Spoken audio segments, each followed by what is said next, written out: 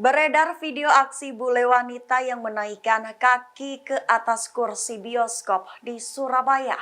Diunggah melalui akun TikTok @charmy1997_ pada Selasa 25 Juli. Tampak seorang penonton yang dibuat resah oleh beberapa orang bule di depannya. Pasalnya salah satu bule wanita di rombongan tersebut terlihat mengangkat kaki dan meletakkannya di kursi depan.